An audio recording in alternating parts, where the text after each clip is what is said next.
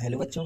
तो आज अपना कहाँ पढ़ रहे हैं? आज अपन को पढ़ना शुक्र जनन के बारे में पढ़ना है। क्या पढ़ना है? शुक्र जनन के बारे में। इस शुक्र जनन को अंग्रेजी में स्पर्मेटोजेनेसिस बोलते हैं। जो शुक्र जनन की क्रिया या स्पर्मेटोजनन की क्रिया दो भागन में होती है। सबसे पहले हुई क्रिया होगी उसको बोले स्पर्मेटोजेनेसिस बोले। ठीक है, बोले स्पर्मेटोजेनेसिस बोले जिसको शुक्राणु प्रसूकोष का बोले। ठीक है, और इसके बाद फिर जो शुक्राणु प्रसूकोष का आगे जाके हम बड़ी हो जाए, परिपक्व हो जाए, जिसको स्पर्मियोजेनेसिस बोले या शुक्राणु कोष का बोले। क्या बोले? शुक्राणु कोष का। तो आप देखें अपना शुक्र जनन या स्पर्मेटोजेनेसिस की क्रिया कितने भागन में हुई। तो ई में देखो सबसे पहले का होता नर जन्म कोष का होती है, जिसको मेल जन्म सेल अंग्रेजी में कहेंगे। इनमें सबसे पहले उन्हें समसूति विभाजन का होने समसूति विभाजन। तो एक कोशिका से बन जाने दो कोशिका, फिर ई के आगे फिर से ही में समसूति विभाजन हुई है।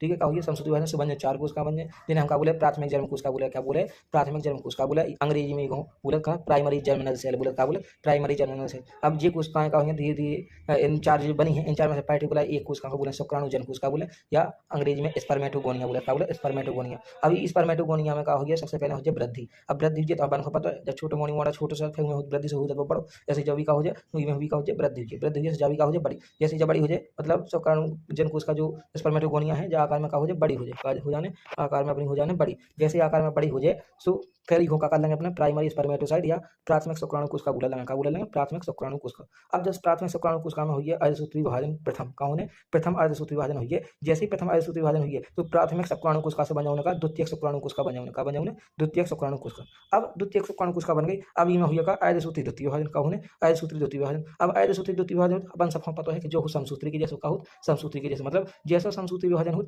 वैसे को वैसे अर्धसूत्री द्वितीय हो। अब अर्धसूत्री द्वितीय विभाजन हो जाए तो वो जो नई कोशिका बने उसको बोले शुक्राणु प्रसूकोष का बोले या स्पर्मेटेड बोले। का बोले? स्पर्मेटेड। अब स्पर्मेटेड में का होने ध्यान देना बच्चों, इतने हो जाए में का मेटामॉर्फोसिस, हिंदी बोले कायांतरण। कायांतरण मतलब जो अपना रंग बदले, जैसे रंग बदल जाए या जो अपना परिवर्तन कर ले तो का बन जाए शुक्राणु बन जाए।